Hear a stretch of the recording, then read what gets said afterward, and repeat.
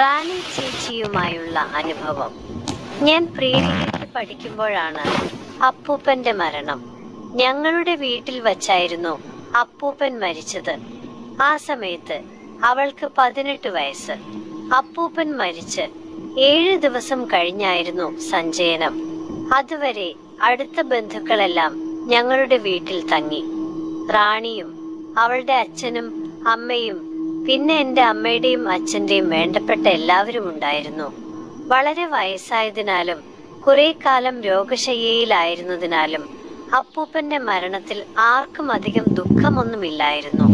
ഞങ്ങൾ കുട്ടികൾക്ക് അതൊരു വെക്കേഷൻ കാലം പോലെയായിരുന്നു. 1-2 വർഷങ്ങൾക്ക് ശേഷം ആദ്യമായിട്ടായിരുന്നു ഞാൻ റാണിയെ കാണുന്നത്. കണ്ടപ്പോൾ ഞാൻ അമ്പരന്ന് പോയി. ആരും നോക്കി നിൽക്കുന്ന ഒത്ത ഒരു വളർന്ന പെണ്ണായി കഴിഞ്ഞിരുന്നു അവൾ.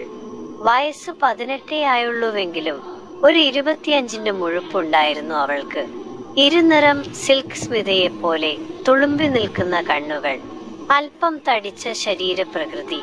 ചുരിദാർ ധരിക്കുമ്പോൾ ആ തുടകളുടെ ഷേപ്പ് വ്യക്തമായി കാണാം.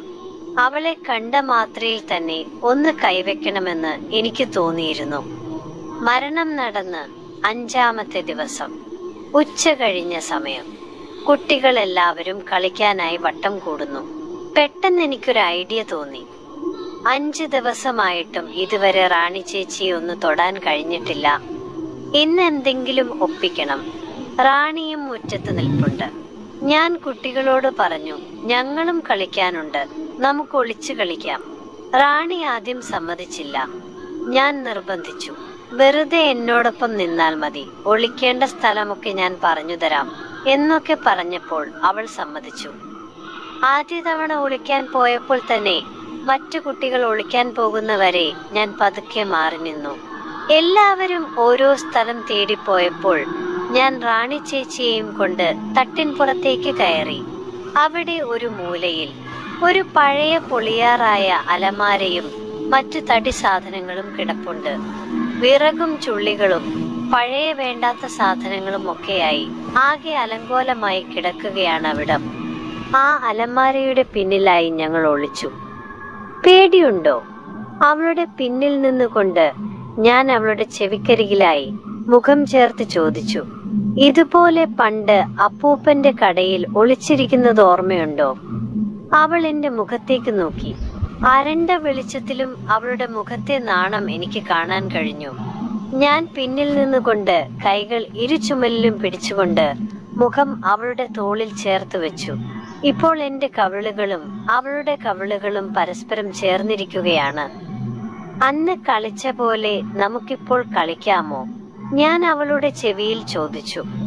വേണ്ട, ആരെങ്കിലും വരും, അവൾ അല്പം പരിഭ്രമത്തോടെ പറഞ്ഞു. ആരെങ്കിലും കാണുമോ എന്ന ഭയമേ അവൾക്കുള്ളൂ, അല്ലാതെ മറ്റ് ഇഷ്ടക്കേടുകളൊന്നുമില്ല എന്നെനിക്ക് ബോധ്യമായി. ആരും വരില്ല. ഞാൻ അവളുടെ ചെവിയിൽ പതുക്കെ നാവുകൊണ്ടൊഴിഞ്ഞു. പാവാടയും ബ്ലൗസുമായിരുന്നു അവളുടെ വേഷം. എന്തൊരു മനോഹരമായ കാഴ്ച! ദാഹിച്ചു വലഞ്ഞ ഒരാളുടെ മുൻപിൽ കരിക്കു കിട്ടിയ സന്തോഷത്തോടെ ഞാൻ അവളുടെ മാറത്തെ കരിക്കു കുടിക്കാൻ തുടങ്ങി. എനിക്ക് അവളുടെ ഉള്ളിൽ കടത്തി കളിക്കണമെന്നുണ്ടായിരുന്നു. പക്ഷെ ഒളിച്ചിരിക്കാൻ തുടങ്ങിയിട്ട് ഇപ്പോൾ തന്നെ വളരെ സമയം കഴിഞ്ഞു. ഇനിയും അവിടെ അങ്ങനെ നിൽക്കുന്നത് പന്തിയല്ലെന്ന് തോന്നിയതുകൊണ്ട് അന്നത്തെ കളി അപ്പോൾ അവസാനിപ്പിക്കാൻ തീരുമാനിച്ചു. അവളെ കളിക്കാൻ കിട്ടാൻ ഒരു പ്രയാസവുമില്ലെന്ന് എനിക്ക് മനസ്സിലായി. വേണ്ടത് ആരുമറിയാതെ ഒരു ചാൻസ് കിട്ടുക എന്നുള്ളതാണ്. രാത്രിയിൽ ഞങ്ങൾ കുട്ടികൾ മിക്കവാറും എല്ലാവരും ഉറങ്ങുന്നത് ഡൈനിങ് ഹാളിന്റെ തൊട്ടടുത്തുള്ള ഒരു മുറിയിലാണ്. ആ മുറിയിൽ 2 കട്ടില് ചേർത്തിട്ടിട്ടുണ്ട്. റാണി ചേച്ചിയും മറ്റു 3 പെൺകുട്ടികളും കട്ടിലിൽ കിടക്കും. മറ്റു 3 പേരും 10 വയസ്സിന് താഴെയുള്ള കുട്ടികളാണ്. അതുകൊണ്ട് അവർ ഉറക്കത്തിൽ ഉരുണ്ടു താഴെ വീഴുമെന്ന് ഭയന്ന് റാണി ചേച്ചിയാണ് അറ്റത്ത് കിടക്കുന്നത്. താഴെത്തറയിൽ പായ വിരിച്ച് ഞങ്ങൾ 4-5 ആൺകുട്ടികൾ കിടക്കും. അതിൽ ഞാനും കുഞ്ഞമ്മയുടെ മകൻ പ്രഭാതുമാണ് ഏറ്റവും മുതിർന്നവർ. പ്രഭാതും ഞാനും കാഴ്ചയ്ക്ക് വ്യത്യസ്തരാണെങ്കിലും ഒരേ ശരീരപ്രകൃതിയായിരുന്നു. രാത്രി ഞങ്ങൾ എല്ലാവരും ഉറങ്ങാൻ കിടന്നു. കട്ടിലിന് തൊട്ടു താഴെയായി പ്രഭാതും അവനിപ്പുറത്തായി ഞാനും കിടന്നു.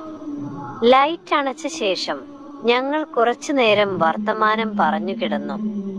പിന്നെ ഓരോരുത്തരായി ഉറക്കമായി. രാത്രി ഒരു 12 മണിയായി കാണും. ഞാൻ പതുക്കെ എണീറ്റു. ആ മുറിയിലുണ്ടായിരുന്ന ബൾബ് പതുക്കെ ഊരി മാറ്റി. ആരെങ്കിലും പെട്ടെന്ന് ഉണർന്ന് ലൈറ്റ് ഇടാതിരിക്കാനായിരുന്നു ഞാൻ അങ്ങനെ ചെയ്തത്. വിറയ്ക്കുന്ന കാൽവയ്പോടെ ഞാൻ കട്ടിലിനരികിലേക്ക് നടന്നു. ഇരുട്ടത്ത് കൈവച്ചത് അവളുടെ മൃദുലമായ ശരീരത്തിലായിരുന്നു. ഞാൻ പതുക്കെ ഞെക്കിയപ്പോൾ പെട്ടെന്ന് അവൾ ഞെട്ടി ഉണർന്നു. ആരാ? പ്രഭാതാണോ? അവളുടെ തൊട്ടു താഴെയായി കിടന്നത് പ്രഭാതായതുകൊണ്ടായിരിക്കാം അവൾ അങ്ങനെ ചോദിച്ചത്. പെട്ടെന്ന് എന്റെ മനസ്സിൽ തോന്നിയതനുസരിച്ച് ഞാൻ അതേയെന്ന അർത്ഥത്തിൽ ഒന്ന് മൂളി. എന്റെ കൈകൾ ചപ്പാത്തിക്ക് മാവ് കുഴയ്ക്കുന്ന പോലെ അവളുടെ മുലകളിൽ കളിയാടി. അവൾ പൂർണ്ണ സഹകരണത്തിലാണ്.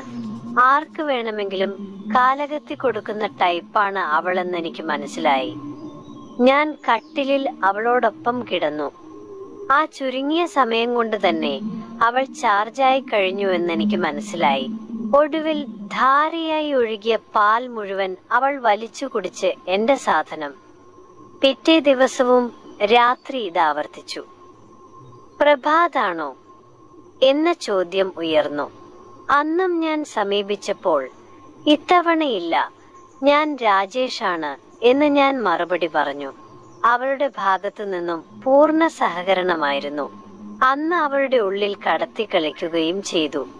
ആര് സമീപിച്ചാലും വഴങ്ങുന്ന ആളാണവൾ എന്നെനിക്ക് ബോധ്യമായി. അടുത്ത ദിവസത്തെ സഞ്ചയനത്തോടെ ചടങ്ങുകൾ കഴിഞ്ഞതിനാൽ അവൾ അവളുടെ വീട്ടിലേക്ക് പോയി. ഇപ്പോൾ അവൾ തന്റെ 3ാമത്തെ ഭർത്താവുമായി ജീവിക്കുകയാണ്.